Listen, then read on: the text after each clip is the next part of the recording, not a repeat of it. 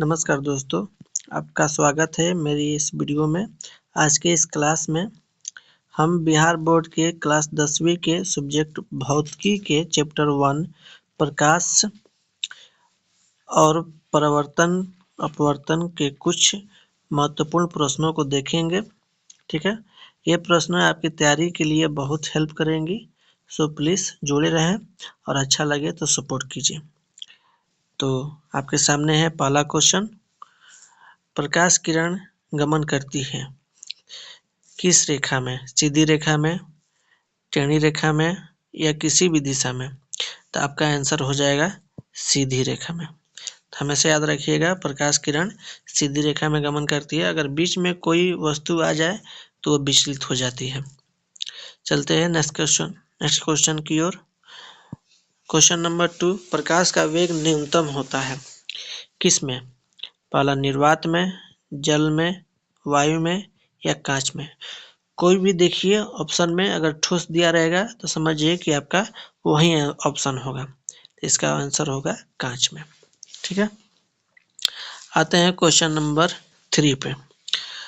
Question number 3, motor गाड़ी के चालक के सामने लगा रहता है कौन सा दर्पण? ऑप्शन है आपके सामने समतल दर्पण, उत्तल दर्पण, अवतल दर्पण या उत्तल लेंस। ऐसे तो दर्पण नहीं लिखा हुआ है, लेकिन लेंस अब अगर दिया रहेगा तो लेंस होगा ही नहीं। तो इसका आंसर होगा या तो उत्तल या तो अवतल। जब भी सामने पूछा जाए तो समझ जाइए कि उत्तल दर्पण की बात किया जा रहा है। आते हैं क्वेश्चन नंबर 4। क्वेश्चन नंबर 4 ये रहा आपके सामने। मोटर कार के हेडलाइट में किसका प्रयोग होता है? हेडलाइट जब भी बोले तो समझ जाइए कि उत्तल दर्पण का प्रयोग होता है। उत्तल लेंस नहीं, अवतल दर्पण का प्रयोग होता है। अवतल लेंस नहीं, अवतल दर्पण का प्रयोग होता है। ठीक है, चलिए क्वेश्चन नंबर चलते हैं 5 पे। क्वेश्चन नंबर 5 बोल रहा है कि समतल दर्पण द्वारा बना प्रतिबिंब होता है, वास्तविक होता है, काल्पनिक होता है, दोनों होता है? तो इसका आंसर हो जाएगा काल्पनिक होता है। समतल दर्पण द्वारा बना प्रतिबिंब कैसा होता है? काल्पनिक और सीधा।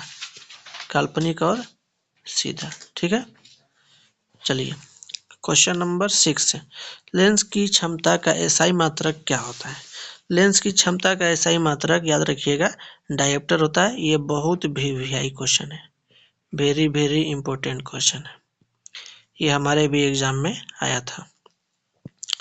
क्वेश्चन नंबर 7 है, प्रकाश की किरणों का पथ दर्शाने वाले चित्रों को क्या कहते हैं? दर्शाने वाले चित्रों को क्या कहते हैं?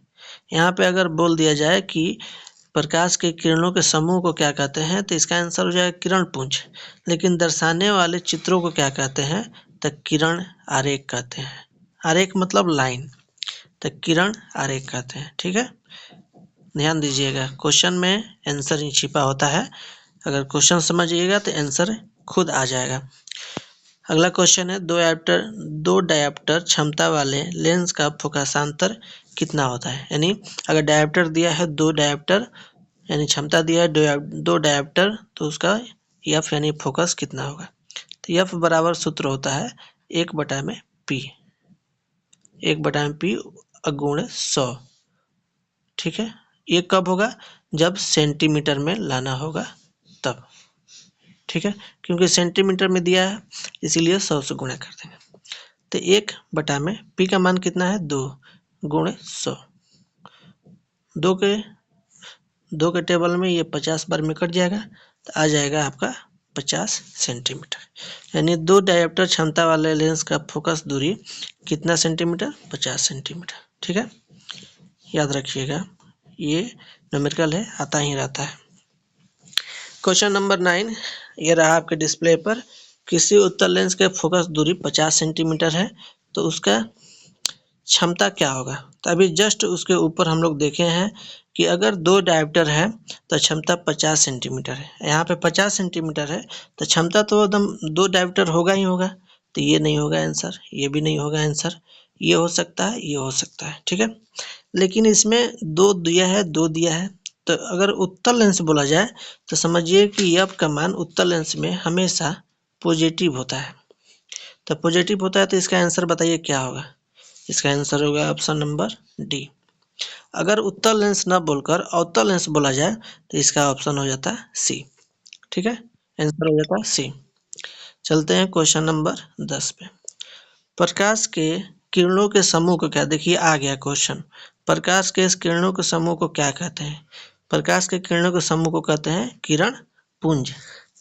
किरणों के समूह को क्या कहते हैं? अब कोई बोल देगा कि सर उसका आंसर किरण पुंज होगा, इसका नहीं, तो ये गलत है। इसको समझिए, इसमें किरणों के समूह को है और उसमें व्यक्त करना होता था, इसीलिए इसमें समूह दिया है, व्यक्त करने का नाम नहीं है।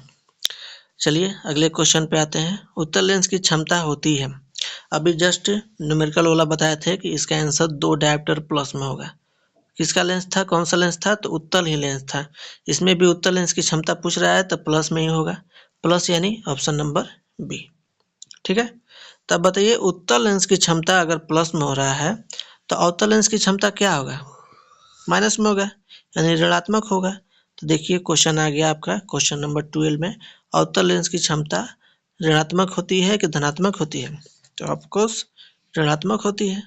ठीक है, आते हैं क्वेश्चन नंबर 13 पे। ये सारा का सारा पीडीएफ हम अपने टेलीग्राम चैनल और या फिर इंस्टाग्राम पर हमको अगर आप पीडीएफ लिखकर सेंड कीजिएगा तो हम आपको डाल सकते हैं। क्वेश्चन नंबर 13 है, उत्तल लेंस को कहते हैं कौन सा लेंस? याद रखिएगा, ये बहुत इंपॉर्टेंट है। ये दोनों नाम बहुत बहुत बार घुमा देता है, मतलब आपके माइंड में घुमा देता है। सवाल नहीं घुमाता है लेकिन माइंड में, कभी लेंस पूछेगा कभी दर्पण पूछेगा। तो अगर लेंस पूछ रहा है या दर्पण पूछ रहा है, आप एक याद कर लेते हैं, या लेंस वाला याद कर लीजिए या दर्पण वाला याद कीजिए। दर्पण वाला याद कर लेते हैं तो लेंस वाला उसके अपोजिट होता है। अगर लेंस वाला याद कर लेते हैं तो दर्पण वाला इसके अपोजिट होता है। तो याद रखिएगा कि उत्तल लेंस को अभिसारी लेंस कहते हैं। उत्तल लेंस को क्या कहते हैं? अभिसारी लेंस कहते हैं। अगर यही उत्तल दर्पण बोले तो समझ जाइए कि अपसारी दर्पण, यहाँ पे क्या हो जाएगा? दर्पण। अगर कब? जब उत्तल दर्पण बोले तब। ठीक है, समझ गए? तो इसका आंसर क्या होगा? अभिसारी लेंस। उत्तल लेंस को क्या कहते हैं? अभिसारी लेंस।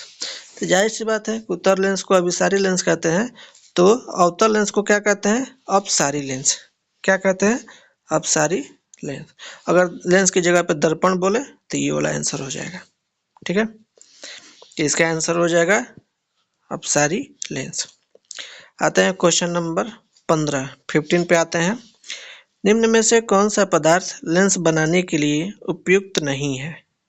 उपयुक्त नहीं है तो जल पारदर्शी है, हो सकता है, बन भी सकता है, बनता भी है। कांच को पिघलाकर भी बनाया जाता है, प्लास्टिक से भी बन सकता है, क्योंकि पॉलिथीन से हम लोग आर पार देख सकते हैं, तो उसमें भी थोड़ा। तो दोस्तों इसका आंसर हो जाए ऑप्शन नंबर डी, मिट्टी। मिट्टी से हम लोग लेंस नहीं बना सकते, ऑप्शन नंबर डी। चलते हैं क्वेश्चन नंबर 16 पे। क्वेश्चन नंबर 16 बोल रहा है कि किस दर्पण में हमेशा वस्तु से छोटा प्रतिबिंब बनता है? छोटा बोले और दर्पण बोले तो समझिए कि इसका आंसर हो जाएगा ऑप्शन नंबर बी, उत्तल दर्पण। और बड़ा बोले तो समझिए कि अवतल दर्पण। अगर लेंस बोलेगा तो ये उल्टा हो जाएगा। अगर दर्पण को आप अच्छे से पढ़ लेते हैं, सारी की सारी खासियत अपने मतलब माइंड में सेट कर लेते हैं, तो उसके विपरीत ही लेंस होता है। थोड़ा बहुत चेंजेस आती है और थोड़ा बहुत ज़्यादा ही पढ़ना पड़ता है, लेकिन थोड़ा थोड़ा फैक्ट जो है वो सारा का सारा लेंस दर्पण एक दूसरे के अपोजिट होते हैं। क्वेश्चन नंबर 17 देखिए, किस दर्पण से वस्तु का बड़ा प्रतिबिंब बनता है? तो पिछला बार छोटा था तो उत्तल दर्पण हो रहा था, इस बार बड़ा है तो कौन सा दर्पण हो जाएगा? अवतल दर्पण। ठीक है दोस्तों, कौन सा दर्पण? अवतल दर्पण। अगला क्वेश्चन आते हैं, प्रकाश के परिवर्तन के कितने नियम होते हैं? तो ये तो आप लोग बहुत पहले से ही जानते होंगे। प्रकाश के परिवर्तन के 2 नियम होते हैं। कितने नियम होते हैं? 2 नियम होते हैं। ठीक है दोस्तों, आते हैं नेक्स्ट क्वेश्चन की ओर। Question number 19। क्वेश्चन नंबर 19 है दोस्तों, क्वेश्चन नंबर 19 ये रहा आपकी स्क्रीन पे। जब प्रकाश की किरणें हवा से कांच में प्रवेश करती है तो वो मुड़ जाती है। हवा से कांच में जब प्रवेश करती है तो वो मुड़ जाती है। अभिलंब से दूर हो जाती है या निकट हो जाती है, अभिलंब के समानांतर हो जाती है, कैसी हो जाती है? तो ये हो जाएगा जब हवा क्या हो गया? विरल माध्यम। कांच क्या हो गया? सघन माध्यम। जब विरल से सघन में जाएगी तो अभिलंब से निकट हो जाएगी, यानी कमजोर से जब ताकतवर की ओर जाएगी तो बेचारी डर के अभिलंब की ओर सट जाएगी, यानी निकट हो जाएगी। ऐसे याद रखिएगा। आते हैं क्वेश्चन नंबर 20 पे। फोटोग्राफी कैमरे का अभिदृश्यक होता है कौन सा लेंस? यानी फोटोग्राफी कैमरे में कौन सा लेंस का उपयोग किया जाता है अभिदृश्यक होने के लिए, यानी किसी भी चीज को देखने के लिए? इसका आंसर हो जाएगा ऑप्शन नंबर ए। उत्तल लेंस का उपयोग किया जाता है फोटोग्राफी कैमरे के अभिदृश्यक के रूप में। ठीक है दोस्तों, आते हैं क्वेश्चन नंबर 21 पे। साइड मिरर के रूप में कौन सा दर्पण प्रयोग होता है? लेकिन दर्पण इसमें नहीं है, तो समझिएगा हमेशा दर्पण का ही प्रयोग किया जाता है। लेंस दिया रहेगा तो वो ऐसे ही गलत हो जाएगा, प्रिज्म तो होगा नहीं। तो उत्तल दर्पण या अवतल दर्पण? अवतल दर्पण तो हेडलाइट में होता है, ये होगा नहीं। तो इसका आंसर क्या हो जाएगा? उत्तल दर्पण। याद रखिएगा, साइड मिरर ही पूछता है, तो याद रखिएगा। अगला क्वेश्चन पे आते हैं। एक अवतल दर्पण की फोकस दूरी कितनी है? 10 सेंटीमीटर है। उसकी वक्रता त्रिज्या क्या होगी? अगर फोकस दूरी दिया रहे हैं और वक्रता त्रिज्या पूछा जाए, वक्रता त्रिज्या को हम लोग आर से सूचित करते हैं और फोकस दूरी को एफ से। तो आर बराबर होता है 2 गुणा एफ। तो एफ अगर आर का मान पूछ रहा है, वक्रता त्रिज्या का मान पूछ रहा है, तो 2 गुणा एफ। एफ का मान कितना हो जाएगा? 10। 10 में 2 से गुणा करेंगे तो कितना आ जाएगा?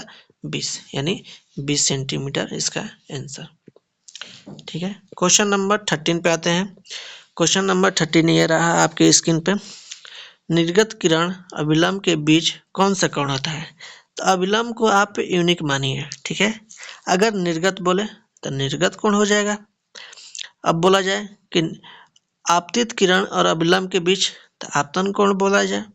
परिवर्तित किरण और अभिलंब के बीच परिवर्तन कोण बोला जाए। ऐसे ही होता है, अभिलंब को आप यूनिक मान लेंगे और बाकी सबको उसके नाम के आधार पे कोण रख लेंगे, तो निर्गत कोण इसका आंसर हो जाएगा। ठीक है, क्वेश्चन नंबर 14 पे आते हैं, सॉरी 24 पे आते हैं। ये रहा आपकी स्क्रीन पे। सरल सूक्ष्मदर्शी में किसका उपयोग होता है? तो सरल सूक्ष्मदर्शी में उत्तल लेंस का। अभी जस्ट पहले हम लोग कैमरा वाला किए थे और सूक्ष्मदर्शी वाला में भी उत्तल लेंस का ही प्रयोग किया जाता है। तो जब भी सूक्ष्मदर्शी बोले या कैमरा बोले, कैमरा, तो उत्तल लेंस का ही प्रयोग होता है। ये रहा आपके 25 क्वेश्चन। किस लेंस के द्वारा सिर्फ काल्पनिक प्रतिबिंब बनता है? ये बहुत इंपॉर्टेंट क्वेश्चन है। ऊपर हम देखे थे कि किस दर्पण के द्वारा बड़ा प्रतिबिंब बनता है, छोटा प्रतिबिंब बनता है। तो किस लेंस के द्वारा काल्पनिक प्रतिबिंब बनता है? तो इसका आंसर हो जाएगा आपका अवतल लेंस। क्या आंसर होगा दोस्तों? अवतल लेंस। अगर वास्तविक प्रतिबिंब बोले तो इसका आंसर हो जाएगा उत्तल लेंस। लेकिन काल्पनिक बोल रहा है तो काल्पनिक के लिए अवतल लेंस। फिर से इसका आंसर क्या हो जाएगा? अवतल लेंस। तो ये रहा आपका टोटल 25 का 25 क्वेश्चन। और इस वीडियो में बस इतना ही। इसका पार्ट 2 याद रखिएगा, पार्ट 2 भी आएगा, पार्ट 3 भी आएगा और पार्ट 4 भी आएगा। और सारे के सारे पार्ट में 25-25 क्वेश्चन रहेंगे और सारे के सारे क्वेश्चन VVI रहेंगे। समझ लीजिए, सारे क्वेश्चनों में मैंने ये सारे क्वेश्चन को हम अलग अलग करके देख के और उसको हम इस PDF बना के आपके पास लाने के काम किया है। तो मिलते हैं नेक्स्ट वीडियो में। अगर आपको अच्छा लगा तो हमें ज़रूर सपोर्ट कीजिएगा और लाइक और सब्सक्राइब करना ना भूलिएगा। जय हिंद दोस्तों।